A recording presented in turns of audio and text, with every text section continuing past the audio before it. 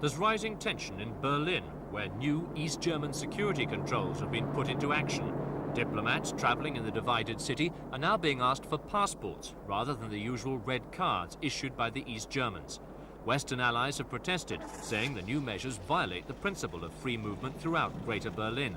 But an East German spokesman says the new security procedures are in answer to Western requests for East Germany to take measures against terrorism. The Berlin Wall is almost 25 years old and still a stark symbol of the East-West divide. The West doesn't recognize the demarcation line running through Berlin as an official border. Berlin, they maintain, is a free city, but recently they've been forced to re-evaluate security after allegations that terrorists were being harbored in the Syrian and Libyan diplomatic missions inside the eastern sector. It's a headache for officials like Minister of Justice Rupert Schulz. He admits terrorists probably do travel between East and West. It's possible, sure.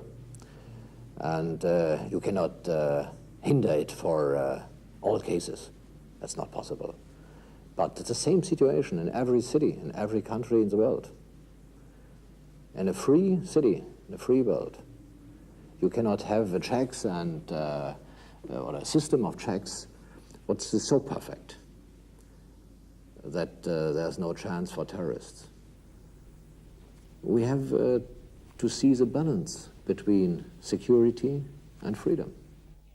The incident that brought the issue to the forefront was the April bombing of La Belle Disco in West Berlin's American sector.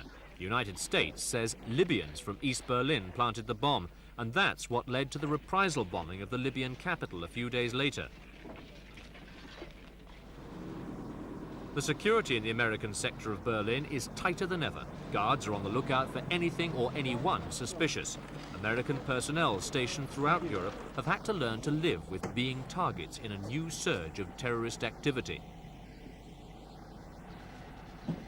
But American surveillance is just one link in a security operation that relies on cooperation between all parts of the Berlin community. It's a mixed community of many Germans, diplomats and military personnel, and a regular flood of transient refugees intent on leaving the East for the West. Observers say one of the weakest links in the security net is the West Berlin subway. A key section of the system passes through the east, stopping at Friedrichstrasse. These days, police are on the lookout for refugees, smugglers, spies and suspected terrorists in a stepped-up operation. They look for foreigners, sometimes checking papers on the spot and other times detaining them for further checks. Most of them have valid papers. Officials say it's almost impossible to police the trains with great efficiency. One estimated that only 10% of illegal activity on the system ever comes to light. All Arabs are stringently checked. The other West Berlin bomb in April blew up the Arab-German Friendship Club. 2 Arabs were arrested, and they now say they got the bomb from the Syrian embassy in East Berlin. The rights of the individual are strictly adhered to in the stepped-up security operation, and the administration of the Western sector is reluctant to undermine civil rights, even where there is evidence that terrorists find it easy to move across the Berlin Wall. It's a dilemma keenly felt by Customs Director Horst Grote.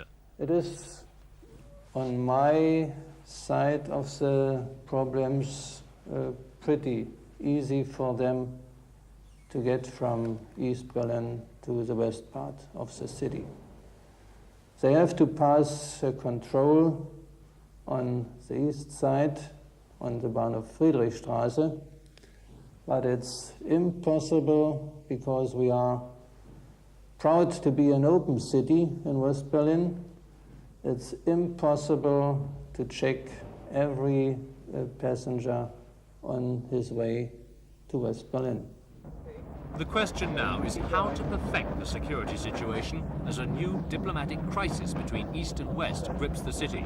The international consequences of what happened in Berlin at La Belle Disco have already rebounded dramatically with the bombing of Tripoli. A flaw in security here can have huge international consequences.